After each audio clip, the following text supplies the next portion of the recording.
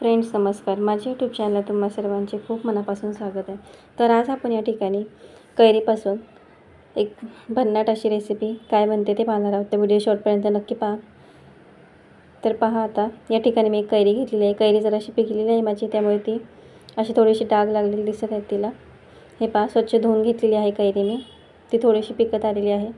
आता मी तिचे साल काढून घेणार आहे। हे पहा, आपण तिचे साल काढून घ्यायचं अशा पद्धतीने। तर व्हिडिओ तुम्हाला आवडला असेल तर व्हिडिओला लाईक नक्की करा आणि नवीन असाल तर चॅनलला सबस्क्राईब करा आणि बेल आयकॉन दाबायला विसरू नका, जेणेकरून तुम्हाला सर्व रेसिपी दिसतील।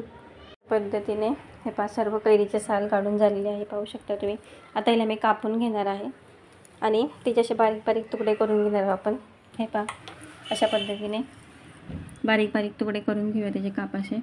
हे पहा, सर्व कैरी व्यवस्थित काढून घेऊन तिचे असे बारीक तुकडे करून घेतलेले आहेत। पहा, अशा पद्धतीने। आता आपण हे मिक्सरमध्ये वाटून घेणार आहोत। तुमच्याकडे खलबत्ता असेल तर खलबत्त्यात हे केलं तरी सुद्धा चालेल, चव आणखी छान लागेल। माझ्याकडे खलबत्ता नसल्यामुळे मी मिक्सरच्या भांड्यात हे करून दाखवते। हे पहा, आता आपण यामध्ये थोडंसं जिरं घालून घेऊया आणि थोडंसं मीठ घालून घेते। हे मिक्सरला वाटून घेणार आहे। आपण यामध्ये पाणी नाही घालणार आहे, असंच वाटून घेणार आहे। हे पहा, हे मिक्सरला वाटून घेऊया आपण आणि आता त्यामध्ये कैरी आपण कापून घेतलेली ती वाटून घ्यायची आहे। छान अशी ती सुद्धा पाणी न टाकता आपण वाटून घेणार आहोत। हे पहा, अशा पद्धतीने। आणि यामध्ये कांदा घालणार आहे मी। हे पहा, एक कांदा, तो देखील असाच वाटून घ्यायचा आहे।